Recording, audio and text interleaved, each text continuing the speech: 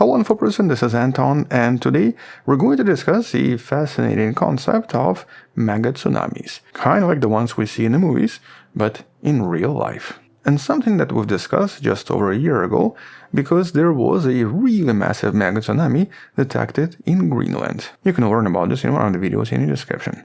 But why are we talking about this again? Well, because they happened again and more than once in the last couple of years. But I guess much more importantly because one of the biggest ones we've ever seen, a tsunami over 400 meters in height, only happened in August of 2025, so just a few months ago.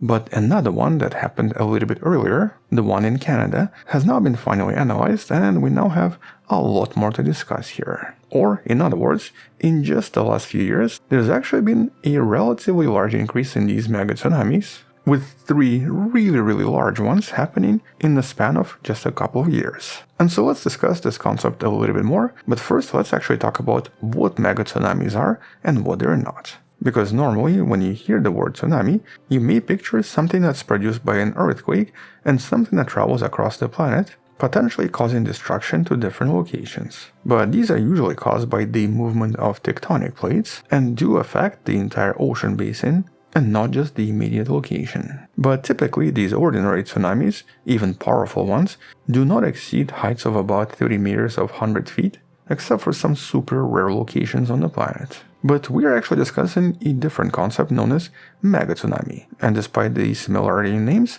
they're an entirely different phenomenon. This is not created by a tectonic shift, but usually by some kind of a substantial and sudden displacement of material, normally dirt, ground, rocks, or a large part of the mountain, that plunges directly into a body of water, displacing everything all at once. And though it could be also caused by some kind of a volcanic eruption, or maybe even some kind of a very large meteoroid striking the planet, in the majority of cases in the last few years, it was mostly the result of some kind of a landslide or rock slide.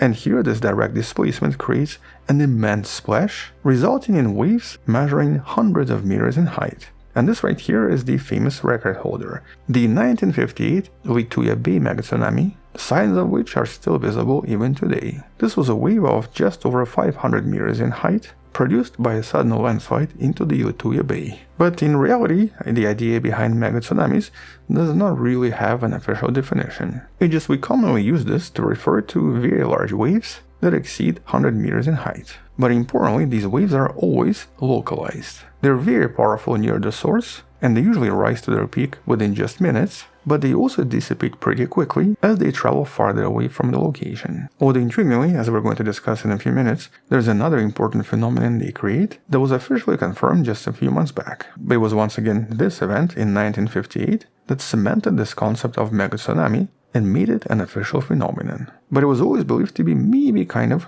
rare, something that might happen sometimes, but does not happen too often. Except that in just the last 5 years, we have seen a disturbing increase in number of these colossal waves, and luckily for us, so far, targeting remote glaciated regions in Alaska, Greenland, and Canada. And you can probably guess why they started to happen so suddenly. But we'll come back to this in a few minutes as well. Let's actually first discuss the most recent and the most shocking example that literally nobody expected. Something that happened not so far away from Juneau, Alaska.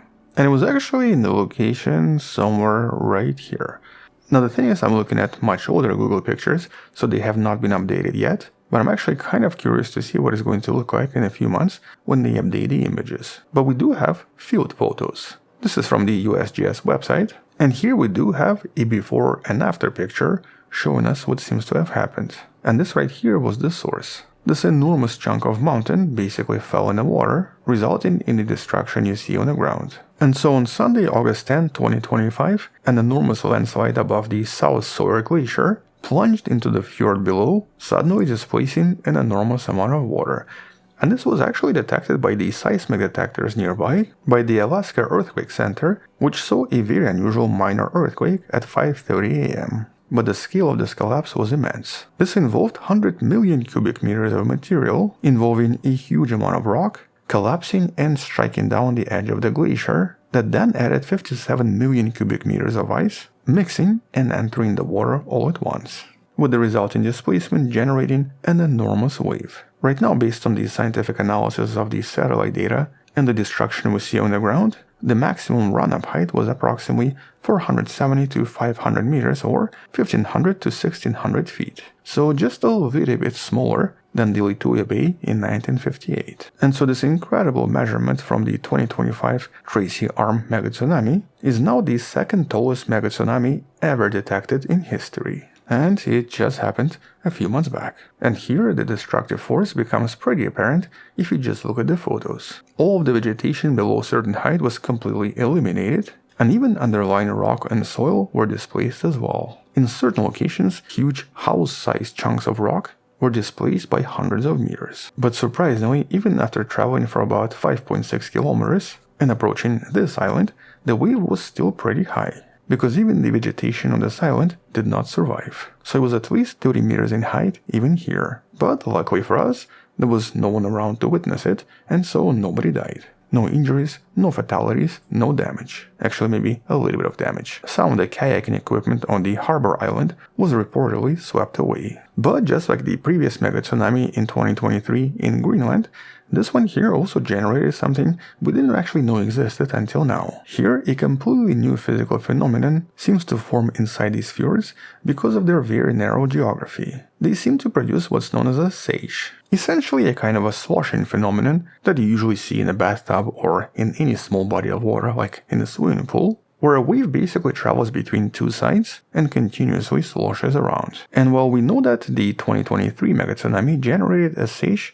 that lasted for at least 1 week. But surprisingly, even here, the water seemed to slosh back and forth across a large segment of the fjord for at least 34 hours. And this was also surprisingly visible to these seismic detectors because there was this really bizarre shaking the seiche was producing. Although I guess what's not clear right now is why exactly did the seiche here only last for 34 hours, but the one in Greenland lasted for 9 days. Either way, these bizarre phenomena seem to be unique to megatsunamis and definitely result in additional damage to everything nearby, because in this case the waves they produce are very likely enormous in size. But, as I mentioned, the Tracy Arm event is not an isolated incident. It seems to be a part of a pattern visible across different Arctic regions that started happening more and more. And that's because except for the Dixon Fjord or the Greenland megatsunami in 2023, and apart from this one in Alaska, we actually have another one in December of 2024 on the Takhini River in Yukon. So essentially very close to where this is, but in Canada. But in this case, this was caused by something a little bit different. Here, a very steep slope seems to have failed above the Takhini River, resulting in a landslide of approximately 118,000 cubic meters of ice-dirt mixture. But because the river itself was already frozen, this basically created a very bizarre ice-studded tsunami, or essentially tsunami covered entirely in huge chunks of ice. And the wave here was so powerful that it was easily able to rip up trees and moved huge chunks of ice for hundreds of meters. It was even able to displace ice that was frozen solid on the bottom of the river, implying an enormously powerful wave. All of this was recently reported in the study you can find in the description. And the thing is, over the last 10 years, there's actually been a kind of a pattern of these events happening in very similar locations but with higher frequency. We had the 2015 Tayan Fjord landslide and tsunami in Alaska, the 2017 landslide and tsunami in Karet Fjord in Greenland, the 2020 landslide in BC in Canada, and a few less known and smaller ones in 2007 and 2000. With pretty much all of these events being the result of some kind of a major landslide. But I guess why? What's actually driving these megatsunamis, and why so many recently? Well, first of all, the increase in documented megatsunamis, particularly those because of landslides, is first of all the result of better detection technologies.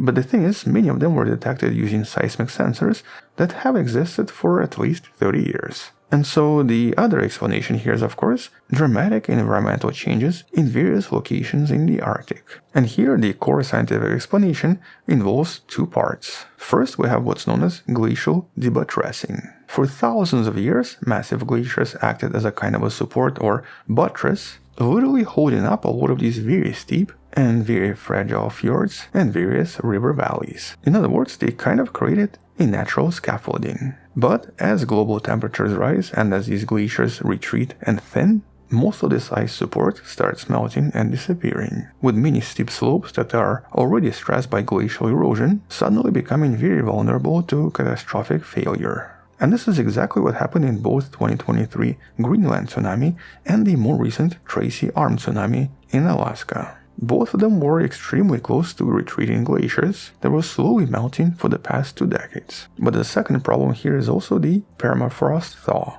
In a lot of Arctic regions such as in Greenland, Alaska, and in Canada, frozen ground or permafrost usually stabilizes mountainous regions. It essentially solidifies ground and prevents it from moving too much. But once again, because of the warming Arctic and because of the permafrost thawing, the strength of various mountainous regions started to decrease and the slope instability started to increase dramatically. And so when you combine retreating glaciers and thawing permafrost together, it creates a perfect environment for landslides that then suddenly displace enormous amounts of water. And though luckily for us so far, none of this was too damaging or produced any immediate effects, it's actually only a matter of time before this happens somewhere much closer to some kind of a settlement, and before this results in fatalities. And so a lot of recent scientific studies try to focus on using technology to detect and address these growing hazards, with one major discovery being precursor signals. And so here, investigations into the 2017 Carrot Fjord disaster, which actually did produce a megatsunami that damaged one of the settlements, found evidence for seismic signals